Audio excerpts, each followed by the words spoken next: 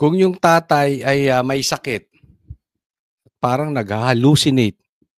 Basahin naman natin itong binanggit ng kanyang anak. Teka muna, lalakihan kung di ko mabasa. Saglit lang, saglit. Tingnan mo, binanatan nito si Sandro si Kiko Barsaga. Sabi niya, literal na meow lang ang ambag. Sabi niya, what are the bills authored by Representative Kiko Barsaga that became law? I couldn't find credible information that Francis Kiko Barsaga has yet authored any bills that became law. So wala daw siyang naisabatas. Paano hinaharang ninyo? 'Di ba? Ang ganda-ganda nung gusto niyo isabatas yung VAT exemption law o i-abolish na yung VAT. Hindi niyo siya pinagsalita. Ganyan naman kayo Hindi dahil sa walang ginagawa, baka ayaw niyong tanggapin para hindi mapunta yung credit doon sa tao.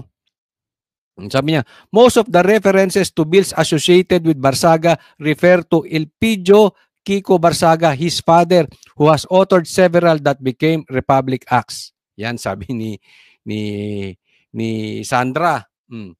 Sandro Marcos, the representative from Ilocos Norte, is a principal author of several laws. Ito raw ang mga law ni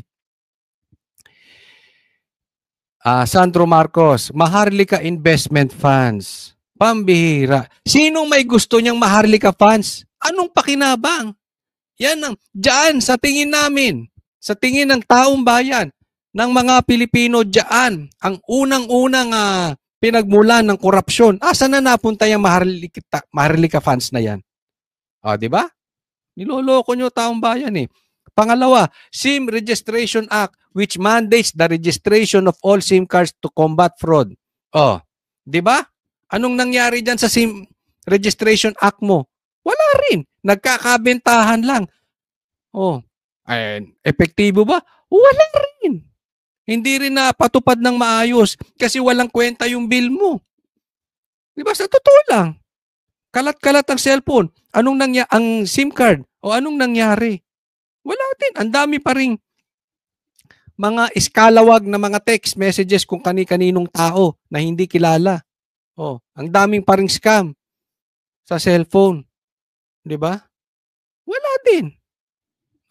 Yung mga act mong yan. E-governance law which seeks to digitalize government services for more efficient delivery. Dati na yon. Loko-loko. Redundant lang yung ginawa mong batas. Di ba? Naku naman, pinagluloloko nyo naman ng mga Pilipino Huwag kang magbagaling-galingan, Sandro Marcos, kay Kiko Barsaga. Wala, yung pagkalalaki mo, wala sa kalahati ng pagkalalaki ni Kiko Barsaga. Isipin mo. Yung tiyuhin mo, nagnakaw ng kaliwat kanan. Di umano. Wala ka man lang tapang. Isumbong man lang sa tatay mo, baka kasi kasabwat tatay mo. Kung hindi man, wala ka man lang lakas ng loob magsalita. Si Kiko Barsaga, kahit ganyan, ang tingin mo sa kanya, mas mataas sa'yo. Matapang. Hindi nagnakaw. Ikaw nga, baka nga kaya hindi ka nagsalita, kasabwat ka Anong sabi ni Pulong? Nagkukumahog ka raw, umuwi, pumunta dyan. Pinapaayos mo yung mga proyekto niyan dyan sa Ilocos Norte. Diba? Kaya nga nakakapagtaka itong ICI kung hindi nila unang iimbestigahan ng Ilocos Norte. Kung ikaw kung susundan ko yung sinabi ni Pulong na ikaw ay nagkukumahog dyan, ayusin yung mga proyekto nyo dyan na ginawa para hindi kayo mabuking sa katarantaduhan ninyo. Substandard yan. Hindi mo pwedeng madaliin ang proyekto. Pag minadali mo yan, baka wala na namang bakal yan, isang baha, guhuna naman. Diba? Kung talagang malinis ang inyong trabaho, dapat maayos na yan dati pa. Doon na lang. Sabihin nating malinis ka, sige, for discussion purposes, kahit hindi naniniwala ang taong bayan. Nanatili kang tahimik. Magkakamag-anak, tiyuhin mo ang nagnanakaw, wala kayong ginawa, di umano. Eto pa, Sandro, bumanat ka na naman. Baka mamaya 'pag binanatan ka na naman ni Kiko Barsaga, iyakin ka, bumanat ka, tapusin mo 'yan, Sandro, ha? Oh, 'wag yung babanat ka hindi mo naman kaya. Kasi kung hindi mo kaya, lagi akong nagpapaalala sa'yo Sandro, gumaya ka sa tatay mo.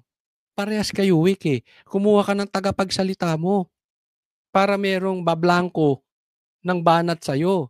Tapos sila na magsasalita. Tago ka rin sa palda ng babae. Kuha kang tagapagsalita na babae. Oh.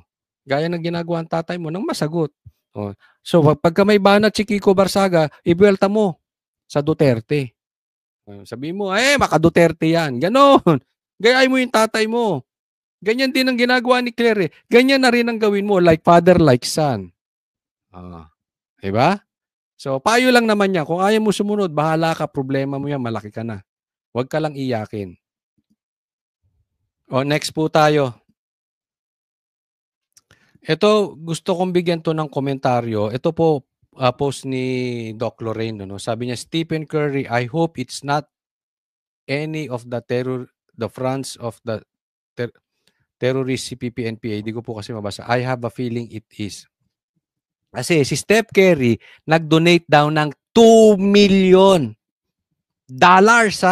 So that's about 110 to 115 more or less million pesos for all those affected by 6.9 magnitude earthquake in Visayas. Siguro legit naman po to kasi pinost ni Rob Rances, sabi niya, salamat Steph Curry, pero sino kaya ang tumanggap? Thank you Steph Curry, but who would accept? Kaya nga sabi nila, Doc Lorraine, meron siyang pakiramdam yung mga terorista ang tumanggap. Ito po problema. Una, bigyan ko komentaryo, buti pa si Scary. Hindi kaling sa sariling bulsa, tumulong ng $2 million. 115, lagay na lang natin para mabilis tandaan, 115 million pesos. Hindi Pilipino, pero tumulong. Bukal ang loob, busila ang puso. Yung presidente natin na hawak ang budget ng Pilipinas, nagpunta dyan, nagbenta pa ng bigas, 20 pesos. Grabe, no? Ganyan po katindi. Pilipino, wala namang korupsyon, wala naman siyang hawak na pera ng Pilipinas, nag-donate. Yung Pilipino na presidente, nagbenta pa ng bigas. Pero ito pa nakakatakot. Baka mamaya, kinurap pa yan. Kung totoo ito, sinasabi ni Doc Lorraine, CPP, NPA, kinukurakot nyo pa, mahiya naman kayo talaga sa buhay ninyo.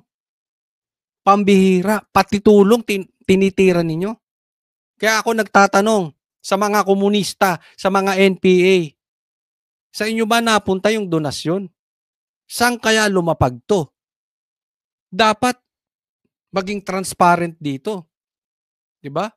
Bongbong Marcos, hindi ka ba magsasalita? Saan nilapag? Sino nakatanggap nito? Saan napunta to? Tatahimik lang kayo? Diba? Yan yung mga bagay na dapat kayo nag-iingay. Dapat ina-announce ninyo.